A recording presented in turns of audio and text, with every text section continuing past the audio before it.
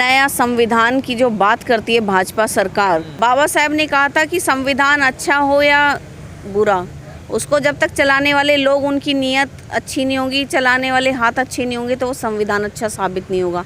और आज आज़ादी के 76 साल 77 साल हो गए, वो बात बाबा साहब की सच निकल रही है। वो बात बाबा साहब ने भविष्यवाणी की थी, क्योंकि उन्हें पता था कि ये संघी भाजपाई मनुवादी लोग उनकी बनाई हुई नीतियों को, संविधान को ना ही लागू आज तक कर पाए हैं और ना ही आगे लागू होने देंगे।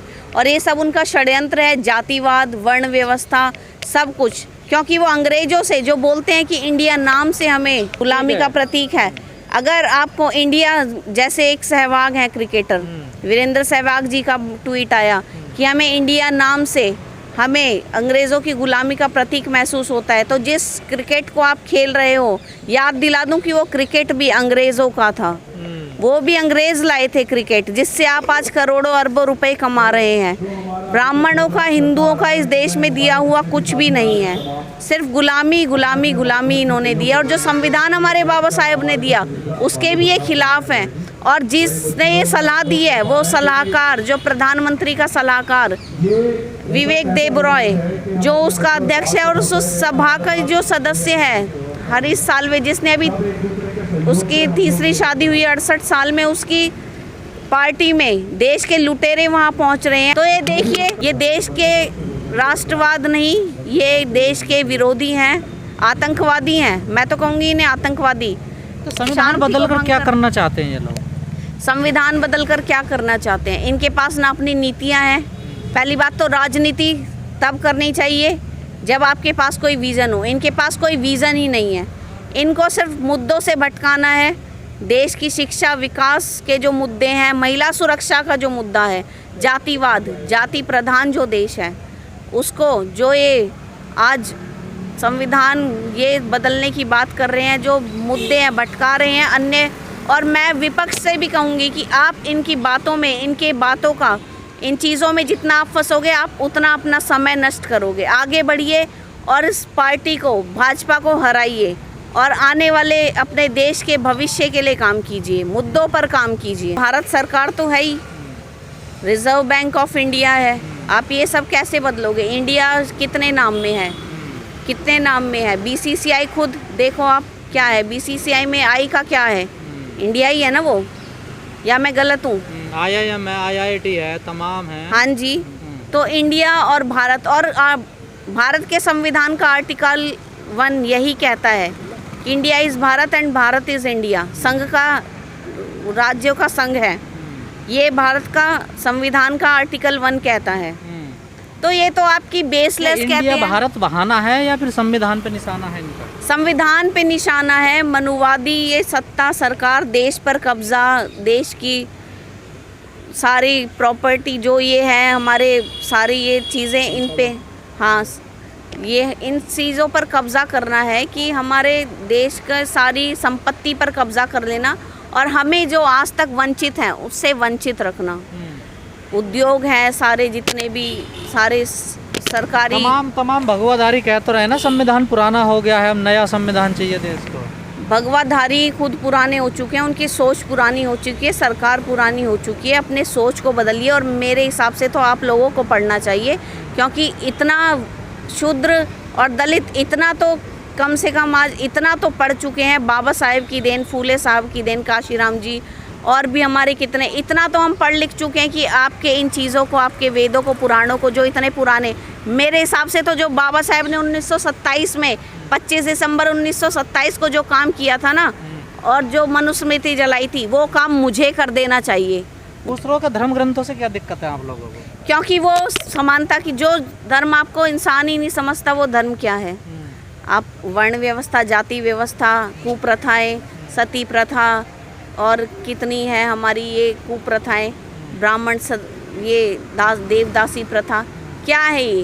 क्या ये ऐसा देश जो चंद्रयान पे, आप चंद्रयान की बात कर रहे हैं, चंद्रयान 3, मैं बोल रही हूँ कि वहाँ पे आप भारत देश, वहाँ पे ज़मीन खरीद के सारी कहते हैं ना, सारी काल्पनिक चीज़ें हैं। आप यहाँ से जातिवाद ख़त्म नहीं कर पाए, आप यहाँ पे शांति नहीं ला पाए। विश्व स्तर पे शांति की बात करते हैं आप, अपने देश में शांति नहीं आ पा रही, महिला सुरक्षा नहीं है, क्या आप चंद्रयान पे क्या करेंगे? जीवन ढूंढ के क्या करेंगे? जो इंसान है पहले उन्हें तो इंसान समझ लो, उनकी तो ज़रूरतें पूरी कर लो, एक अच्छी सरकार तो बना के देख लो देश में। तो ये तो सारे आपके षड्यंत्र हैं, आपकी विश्वगुरु तो बन काल्पनिक गया है। ना भारत, देखिए। देखिए मनुवादियों की ना सबसे बड़ी उनकी जो प्रॉब्लम है ना, वो कल्पनाएं बहुत करते हैं। जैसे इनके वेद पुराण काल्पनिक है ना, वो कल्पनाओं में बहुत जीते हैं। वो कहते हैं ना कि कल्पना, इन्हीं यही कल्पनाएं जो है ना इनकी बर्बादी का आज कारण बन चुका है। क्योंकि शिक्षा जो लाए, जो उन्होंने पढ़ाया, वेद पुराण नहीं पढ़ाए, हमें पढ़ने भी नहीं थे। बाबा साहेब को संस्कृत नहीं पढ़ने दी, बाबा साहेब संस्कृत के ऐसे ज्ञाता हो गए कि उनके जैसे संस्कृत कोई देश में। तो हमें तो जितना आप करोगे वंचित और हमें दबाओगे, हम तो उतना ऊपर उठेंगे। आप जितना हमें करोगे परेशान, हम पे अन्याय अत्याचार, हम उतना आगे जाएंगे और अपने हक अधिकार की लड़ाई लड़ना कम नहीं है ना, चाहेंगे। आप भी तो उनके धर्म को गाली देते हैं ना।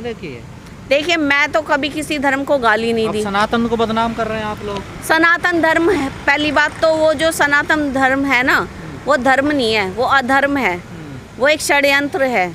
उसका खुलासा होना चाहिए और उसका नाश। जैसे अभी उदयनिधि ने कहा ना कि इसके लिए कि इसको एक बीमारी, एक वायरस की तरह है, इसको ख़त्म कर देना चाहिए।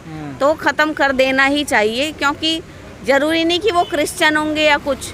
मैं खुद एक दलित हूँ और मैंने क्रिश्चियनिटी, हर धर्म को मैं भी पढ़ रही हूँ, लेकिन कोई धर्म असमानता की बात करे तो वो कोई धर्म डेंगू नहीं। कह रहा है सनातन को, कोई HIV बता रहा है, कोई कह रहा है इसको नष्ट कर दो, इसको ख़त्म कर दो।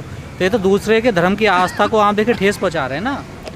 वो जो ठेस पहुँचाते हैं वो कुछ नहीं, उनका भावना आहत गैंग जो उनका चल रहा है कि उन्होंने ये ट्वीट कर दिया प्रोफेसर रतन लाल जी पे, कैसे FIR कर दी। आज उनका प्रमोशन रोका गया है इस चीज़ को लेकर, और सेम डे उनकी रिहाई हो गई थी तब भी कि इन पर FIR है, इन्होंने ये वो। इतने बड़े इतिहासकार, हम जैसे लोग उनसे इंस्पायर्ड हैं, मोटिवेटेड हैं, हमें वो अपना इतिहास बताते हैं। नहीं तो हम कहाँ से जानेंगे, कैसे करेंगे? हमारे चंद्रशेखर आज़ाद जी हैं, हमारी बहुजन मायावती जी हैं जो हमारी, तो हमारे लीडर्स को तो दबाया जाता है।